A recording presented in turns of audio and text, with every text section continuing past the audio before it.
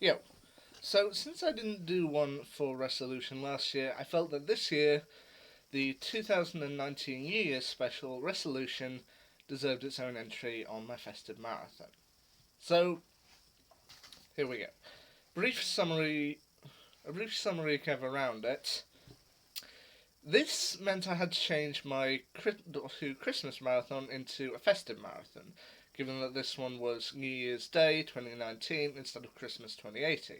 Which I don't mind so much. I mean, a New Year's special is better than no new episode at all, and you know what? Since this was really the only Doctor Who we actually got in 2019, I think it's worth talking about. So, the basic plot. In the 9th century, a creature invaded our world and was defeated by three warring armies who eventually put aside their differences in order to defeat the creature. The creature was defeated and it was divided into three parts. And the three parts were to be taken across the world and guarded forever, with each being passed down the line. Two of the pieces were taken to Russia in Siberia and Anuta Island, and were guarded over.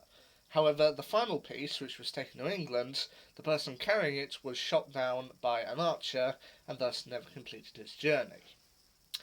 On the first day of the year 2019, two archaeologists named Lynn and Mitch are in sewers underneath Sheffield and are in fact looking over the body of the man who fell and find what he was supposed to kind of deliver and guard.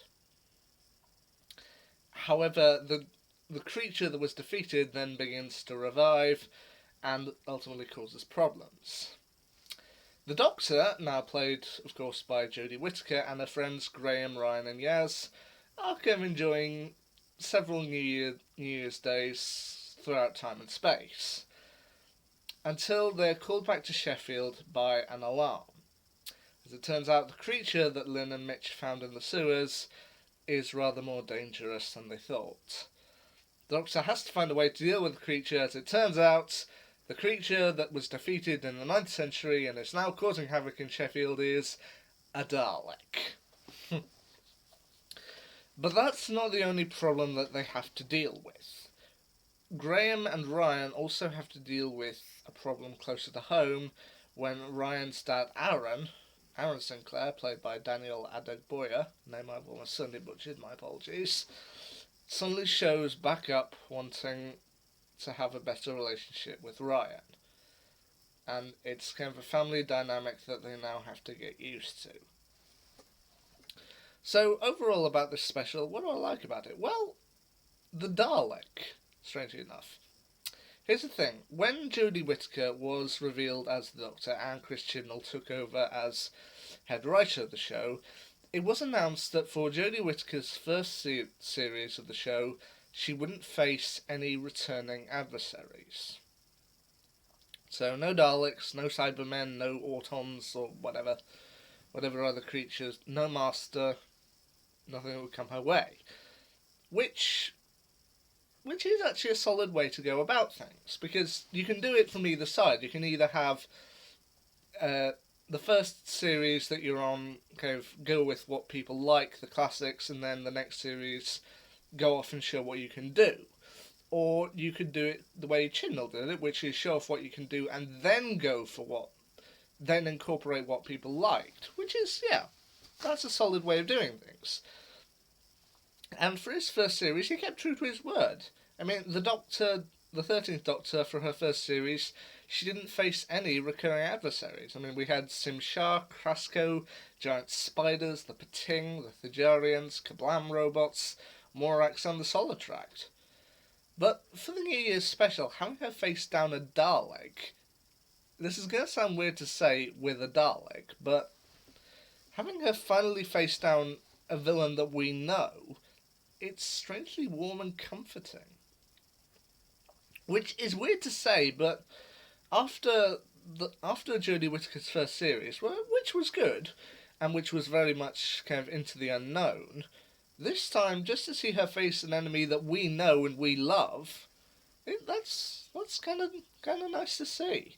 I mean, there's also a good dynamic between the two archaeologists, Lynn and Mitch, and they also take an approach with the Dalek that's similar to a story from Stephen Moffat's era, Cold War, which he did with the Ice Warriors, which is throughout most of the episode, the Dalek is actually out of its shell. It doesn't have a shell, and it's just the mutant and just showing what it can do. And it's really quite sinister. I mean, the way it wraps itself around one of the archaeologists, Lynn, and ultimately controls her, it's really rather sinister, but we haven't really seen that for a Dalek in New Who. I don't know if it did anything like that in Classic Who, but kind of just seeing a Dalek control someone in that way. I mean, we've seen it take over people like it did with Diagoras in Daleks in Manhattan, but just to see it out of its shell and kind of creeping around this person and controlling them, and the way it's really rather sinister. Now, is this necessarily the best episode? Well, probably not. There are one or two things that do kind of either date it or don't quite work. For example, at one point the Dalek manages to shut down Wi-Fi across the entire UK, which the characters note about of, well, on New Year's Day, when everything's shut and everyone's hungover, it's just like, you see a family is like, the Wi-Fi's gone off, Netflix has gone off, everything, and it's just like, what do we do? I suppose we'll have to have a conversation? What?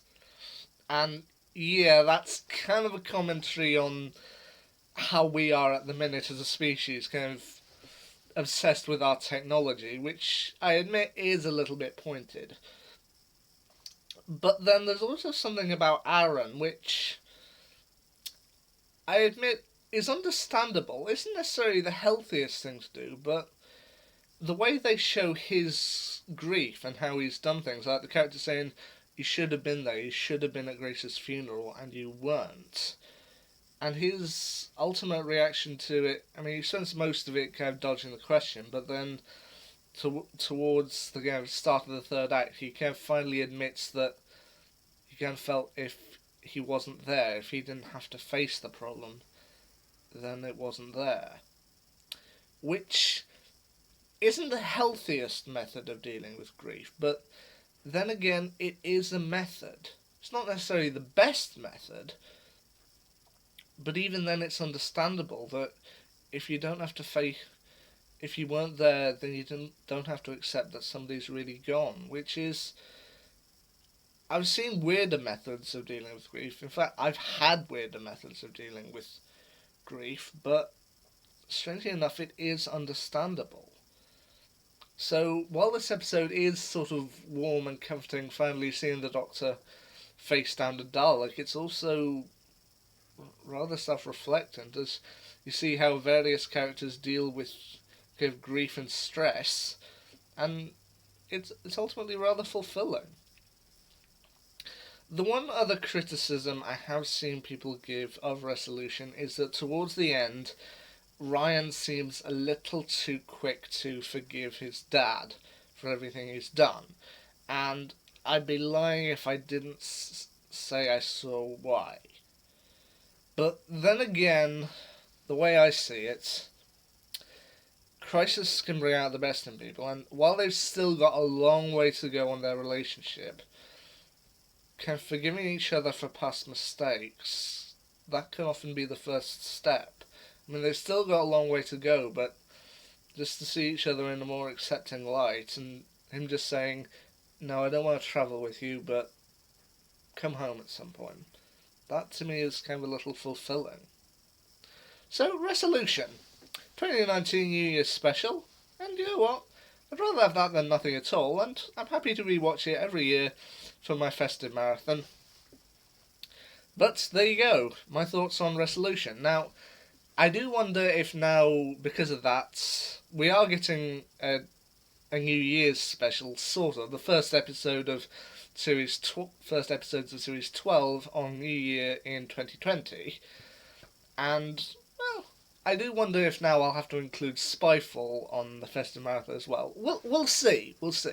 But for the time being, that's my thoughts on Resolution. You know what? I think it's still pretty good.